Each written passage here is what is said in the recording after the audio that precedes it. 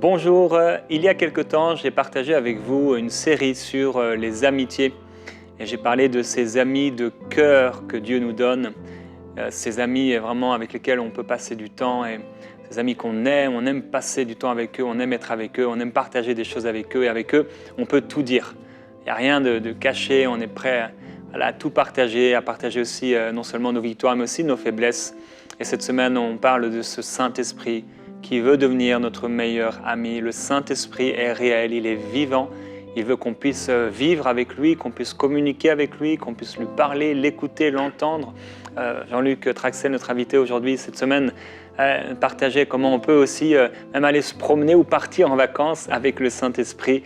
Et c'est vrai qu'on a besoin en tant que chrétien, enfant de Dieu aujourd'hui, de laisser une vraie place au Saint-Esprit et d'être conscient qu'il est Dieu, qu'il veut se manifester, il veut nous parler, il veut communiquer avec nous, il veut nous enseigner toutes choses, on a vu ça hier. Et cet esprit également, j'aime l'appeler ainsi, l'esprit de réveil, l'esprit de vie et l'esprit de résurrection.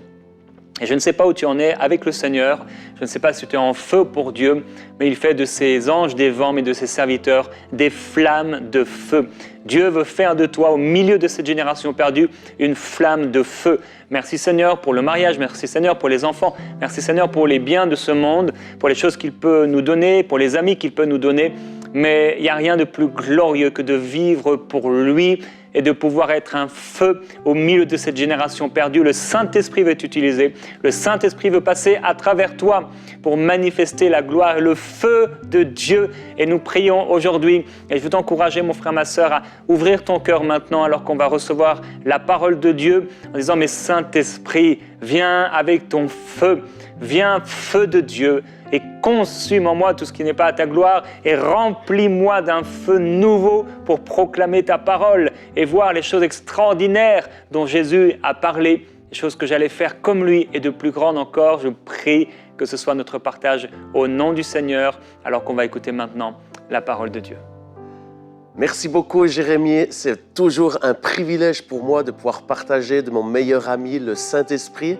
Le Saint-Esprit a différents attributs, il a différents qualificatifs et un des aspects que nous allons parler aujourd'hui, c'est une des choses que je raffole, c'est ce feu du Saint-Esprit. Comme Jérémie l'a dit, c'est ce feu qui réveille, qui ressuscite, qui donne de l'énergie et nous allons lire ensemble quelques passages. Mais surtout, je prie qu'aujourd'hui, alors que vous regardez cette émission, la même flamme de feu qui est descendue du ciel le jour de la Pentecôte sur les disciples, il puisse descendre sur toi et que tu puisses expérimenter la même Pentecôte afin que tu puisses voir les mêmes résultats que l'Église primitive avait dans le nom de Jésus.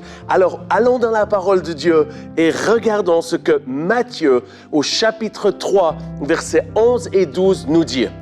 Moi, et ça c'est Jean-Baptiste qui dit ceci, « Moi, je vous baptise d'eau pour vous amener à la repentance. » Et je tiens à le dire ceci, la repentance est un ingrédient essentiel que souvent on a oublié. Et avant qu'on parle de cet aspect du réveil, je m'arrête quelques secondes là-dessus. Je vous encourage, les amis, à nous repentir, à vous repentir. Qu'est-ce que ça veut dire? C'est changer de direction, changer de mentalité, changer de façon de faire, quitter notre façon de faire, quitter notre vie de péché. C'est ça le péché, c'est de rater le but de Dieu, se repentir de ceci pour aller dans la direction et dans les plans de Dieu. Jean-Baptiste, il était ce prophète, il était ce messager et il baptisait d'eau pour nous amener à la repentance. Et cet ingrédient n'a jamais été autant important qu'aujourd'hui. Repentons-nous afin que la grâce de Dieu et la gloire de Dieu puissent descendre. Mais ce n'est pas le titre de ce message. Donc allons à la suite de ce verset. Il dit « Celui qui vient après moi est plus puissant que moi et je ne suis pas digne de porter ses souliers. Lui, il vous baptisera du Saint-Esprit et de feu. » Et quelque temps plus tard, nous lisons dans Jean 1, versets 32 et 33 qui dit « Jésus rendit ce témoignage. J'ai vu l'Esprit descendre du ciel comme une colombe et s'arrêter sur lui. Je ne le connaissais pas, mais celui qui m'a envoyé baptiser d'eau, celui-là m'a dit celui sur qui tu verras l'Esprit descendre et s'arrêter, c'est celui qui baptise du Saint-Esprit et de feu. Et c'est ce que nous allons parler aujourd'hui, de ce baptême du Saint-Esprit et de feu que Jésus fait et qu'il veut faire pour toi aujourd'hui. J'aimerais lire encore un passage, puisque nous parlons de réveil. Et quand on parle de réveil, dont j'en suis un passionné de ceci, je vis, j'ai toujours dit ceci, si je suis sur cette terre, c'est je veux voir et je veux expérimenter le réveil. Et quand je parle de réveil, tout de suite, je pense à un ou le plus grand des réveils qui a eu lieu sur cette planète Terre, qui est écrit dans Actes 1, au chapitre 1, verset 8. Il écrit ceci. Attendez ce que le Père avait promis, ce que je vous ai annoncé. Verset 8, pardon. Vous recevrez une puissance, le Saint-Esprit, survenant sur vous, et vous serez mes témoins à Jérusalem, dans toute la Judée, dans la Samarie et jusqu'aux extrémités de la terre. Et alors qu'ils étaient dans la chambre haute, ils étaient en prière dans l'unité. Ils s'attendaient à recevoir cette promesse. Et c'est là que le plus beau, ce réveil extraordinaire, historique, qui a changé le monde, est arrivé. Et nous lisons dans Actes 2, versets 1 et 2. Le jour de la Pentecôte, ils étaient tous ensemble dans le même lieu. Tout à coup, il vint du ciel un bruit comme celui d'un vent impétueux. Et il remplit toute la maison où ils étaient assis.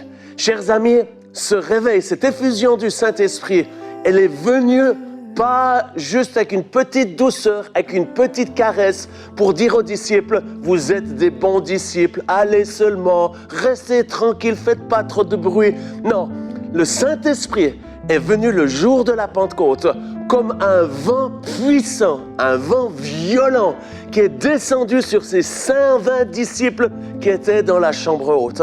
Et il est venu avec une manifestation qui était cette manifestation du feu.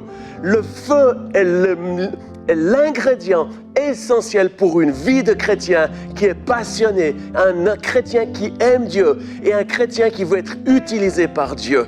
Un chrétien sans le feu est un chrétien qui lui manque quelque chose. La flamme de feu qui est venue sur les disciples, c'était pas une décoration pour dire ils étaient pentecôtistes ou des bons charismatiques. Non, la flamme du feu du Saint-Esprit est venue sur eux afin qu'ils puissent aller de par les nations prêcher la bonne nouvelle. Chers amis, j'aimerais vous communiquer ce feu aujourd'hui qui n'est pas de moi-même et je suis limité, mais j'aimerais vous donner cette faim et cette soif pour demander au Saint-Esprit de venir sur vous, pas avec une chair de poule, pas avec des frissons, pas avec une espèce d'atmosphère comme dans un cocon où on est bien, combien même la présence de Dieu est extraordinaire et on aime y demeurer. Mais le Saint-Esprit veut venir sur nos vies avec ce même feu qu'il est venu sur les apôtres le jour de la Pentecôte. Et c'est ainsi que vous pouvez prendre ces disciples qui, quelques jours auparavant, avaient renié le Messie, avaient renié le Christ. Vous dites, comment c'est possible qu'ils ont renié? Alors Pierre, c'est une évidence, on le voit clairement, il l'a renié, le coq a chanté. Mais la Bible nous dit que tous ont quitté le Christ. Ils avaient passé 3 ans avec Jésus-Christ en personne sur cette terre. Ils ont vu les miracles, ils ont vu Lazare ressuscité d'entre les morts, ils ont vu Bartimée voir pour la première fois, ils ont vu les paralytiques marcher, ils ont vu la gloire de Dieu se manifester, même ils ont vu pour certains la transfiguration, qui était un des endroits où j'aurais tellement voulu être. Mais la réalité, c'est qu'il leur manquait quelque chose qui était cette dimension du Saint-Esprit. Et c'est la raison pour laquelle lorsqu'est venue l'adversité, lorsqu'est venue la persécution, lorsqu'on a enlevé leur maître qui a accepté volontairement d'aller sur cette croix maudite et où il est mort pour nos péchés et nos maladies, mais il est ressuscité le 3e jour. Mais alors que lui-même a passé par cette agonie, passé par ce sacrifice extraordinaire pour nous, les disciples l'ont tous quitté. C'est la Bible qui le dit. Ils l'ont tous abandonné. Pourquoi ? parce qu'ils n'avaient pas cette flamme du Saint-Esprit, ce merveilleux Saint-Esprit qui était avec eux. Et c'est la raison pour laquelle aujourd'hui, la bonne nouvelle c'est que nous pouvons rester fidèles à Dieu, quels que soient les obstacles, quelles que soient les persécutions. Mais plus que ceci, il veut venir sur nous afin que nous soyons des chrétiens, non pas passifs, mais des chrétiens qui nous mettons en action. Pas des chrétiens qui sommes simplement des gens qui regardons de loin ce que Dieu fait, mais que nous puissions et que vous puissiez devenir des acteurs de ce que Dieu veut faire dans les derniers temps. La Bible dit dans Joël que dans les derniers temps, il répandra son esprit sur toute chair. Et cette effusion du Saint-Esprit va se manifester et est en train de se manifester comme au jour de la Pentecôte. Il va venir sur vos familles, il va venir sur vos enfants, il va venir sur vos voisins, vos collègues de travail. Il va venir avec un vent violent, glorieux et avec des flammes de feu qui vont en faire que nous soyons passionnés pour Dieu. Pas des fanatiques, mais des gens qui sommes remplis de l'amour de Dieu, qui aimons notre Seigneur Jésus-Christ. Et c'est pour ceci que je vous encourage aujourd'hui, alors que nous allons prier ensemble, à vous ouvrir au feu du Saint-Esprit. Nous avons eu trop d'années, trop de décennies d'une Église froide. Pourquoi l'Église était froide? Je ne suis pas dans le jugement, mais la réalité, nous voyons dans de nombreux pays le christianisme décroître. Si je parle pour mon continent qui s'appelle l'Europe, eh bien, chaque année, c'est plus de 2 millions de personnes qui quittent le christianisme. Ils quittent plutôt la religion. Je n'ai pas besoin de nommer le nom de ces religions chrétiennes. Mais pourquoi est-ce qu'ils quittent? C'est parce qu'il n'y a plus le feu du Saint-Esprit. Alors aujourd'hui, revenons. Allons dans la chambre haute, fléchissons nos genoux, prions, crions à Dieu comme nous allons le faire aujourd'hui, et que dans cette chambre haute, nous soyons dans l'attente d'une effusion du Saint-Esprit et d'un feu qui puisse venir sur nous pour que nous puissions voir le plus beau et le plus grand des réveils. Chers amis, je crois que nous sommes dans une saison défiante. Une saison où, comme je l'ai déjà dit dans les émissions précédentes, l'ennemi est en train de se déchaîner. Mais je sais une chose, c'est que Dieu va encore manifester sa gloire à travers un réveil que nous n'avons encore jamais vu. Les réveils dont, entre autres, je suis passionné. Si vous venez chez moi à la maison, j'ai des centaines de livres qui parlent du réveil. J'ai étudié ceci, j'aime ceci, je raffole de lire, que ce soit le réveil dans les îles Hébrides, que ce soit les réveils au pays de Galles, à Susa Street. C'est quelque chose d'extraordinaire. Mais je sais une chose, c'est ce qui s'est passé dans ces différents endroits ne sera rien à comparer de ce que vous allez expérimenter dans cette génération. Le feu de Dieu va descendre sur l'Afrique comme jamais auparavant. Le feu du Saint-Esprit, alors que vous l'invoquez, que vous le demandez de venir, il va venir dans votre ville, dans votre région. Les gens vont se tourner, non pas au compte-gouttes, mais ils vont se tourner par multitude de multitudes. Ils vont venir à Jésus-Christ. Et ceci pas seulement en Afrique, en Asie, en Australie, en Amérique, au Canada, alors que je suis ici au Canada. Je vois dans l'esprit le feu du Saint-Esprit envahir chaque région du Canada, envahir ce merveilleux Québec où il y a des hommes et femmes extraordinaires qui ont besoin d'expérimenter le vrai Jésus ressuscité. C'est pour ceci qu'aujourd'hui, nous allons prier que ce feu du Saint-Esprit puisse venir sur vous, que vous puissiez être équipés de ce feu pour aller dans les nations, prêcher l'Évangile. Et comme je le disais, pas seulement dans un endroit, y compris en Europe. Vous qui nous regardez en France, en Belgique, j'ai une bonne nouvelle pour vous. Le christianisme va reprendre vie. Pas parce qu'on défend nos doctrines et théologies, croyant que nous sommes les meilleurs. Non, parce que nous invoquons l'Esprit de Dieu que nous avons tant besoin pour venir confondre les faux prophètes de notre génération. Élie, c'est ce qu'il a fait. Alors qu'il était dans une saison où il y avait plus de 950 faux prophètes qui adoraient des faux idoles, comme aujourd'hui. Ils adoraient les Baals, aujourd'hui ils adorent d'autres choses. Et certains s'appellent pasteurs ou curés ou autres. Et je ne suis pas là à juger ces gens-là parce que nombreux sont extraordinaires. Mais il y en a qui sont des fausses personnes, des faux prophètes,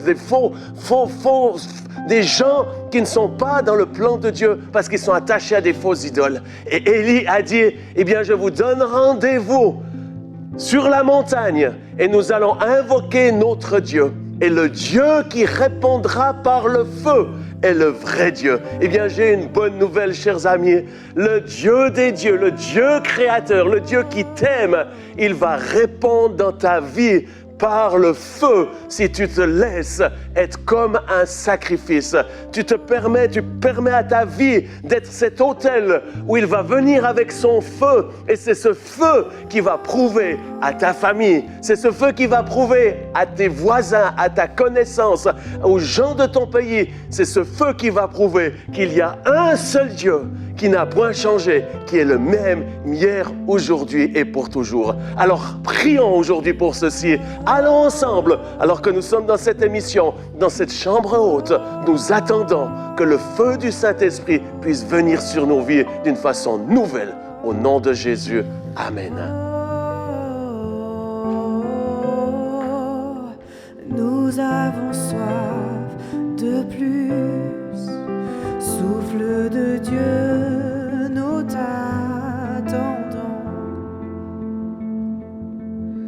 Nous avons soif de plus. Esprit de Dieu, souffle sur nous. Remplis-nous à nous. Remplis-nous à nouveau. Feu dévorant, attisons-nous. La passion pour ton Amen. Frères et sœurs, ne voudrais-tu pas Esprit de Dieu, tombe en ce lieu. Sois le seul maître, sois le seul maître. Feu dévorant, attisons-nous. La passion pour ton nom. Esprit de Dieu, sombre en ce lieu. Sois le seul maître, sois le seul maître en nous.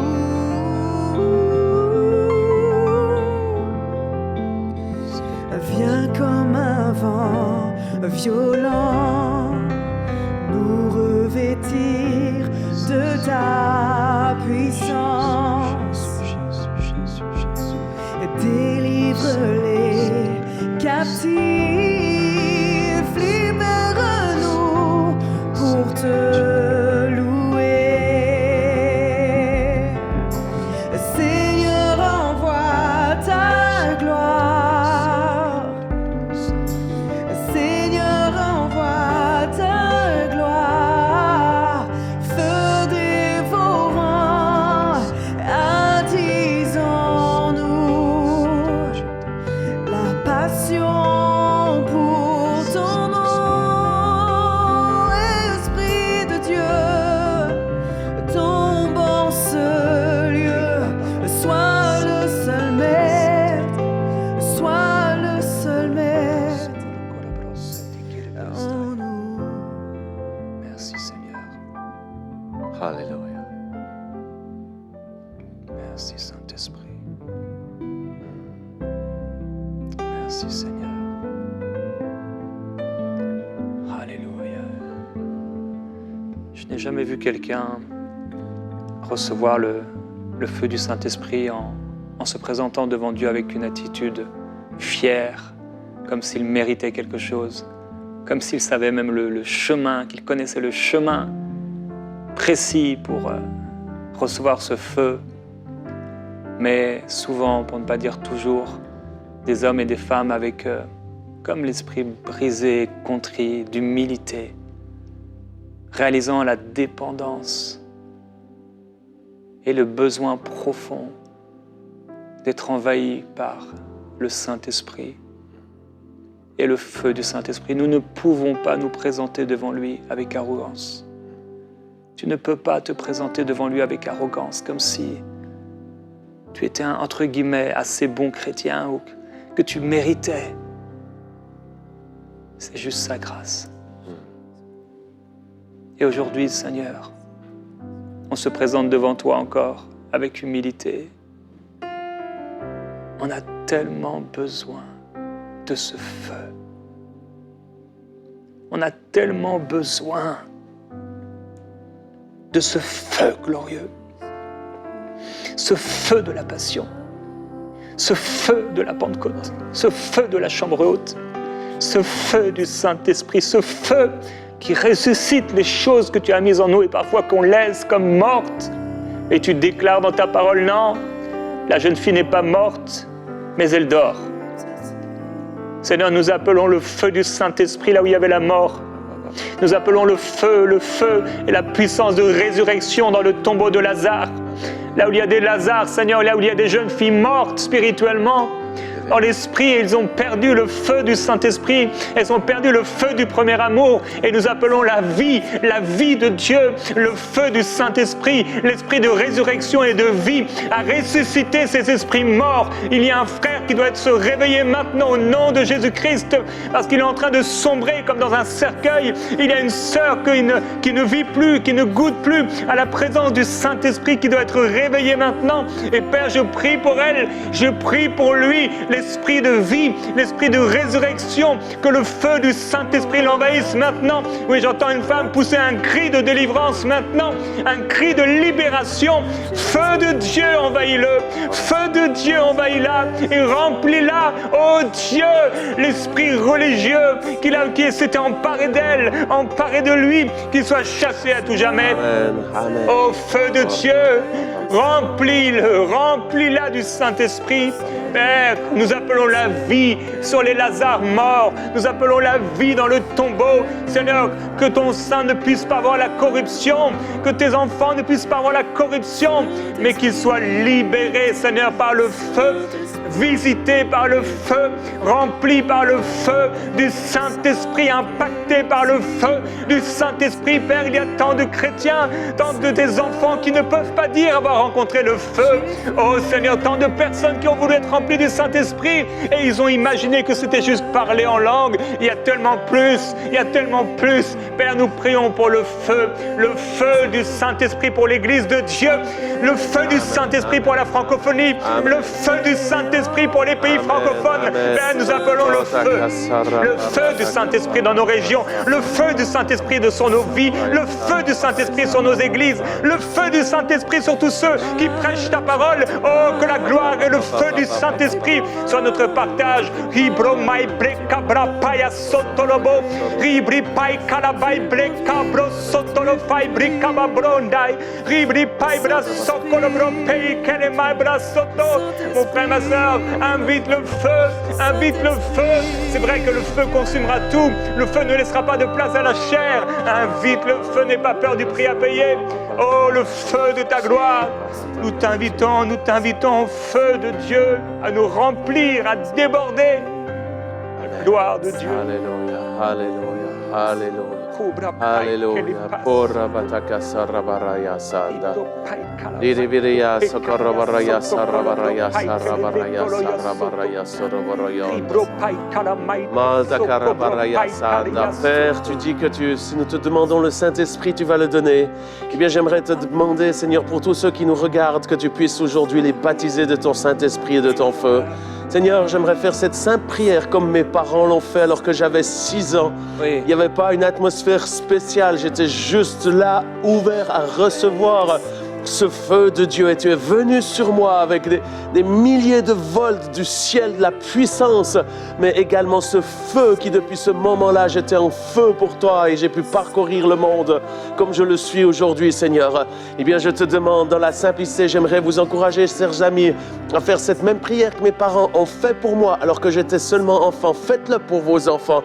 Le baptême du Saint-Esprit n'est pas juste pour les personnes âgées. Le baptême du Saint-Esprit est pour chaque croyant. Alors là où vous êtes, vous pouvez prier pour vos enfants, allez leur imposer les mains Oui. et faites cette sainte prière pour vous-même, pour votre conjoint. Là où vous êtes, dites Père, dans le nom de Jésus, baptise-moi de ton Saint-Esprit et de ton feu.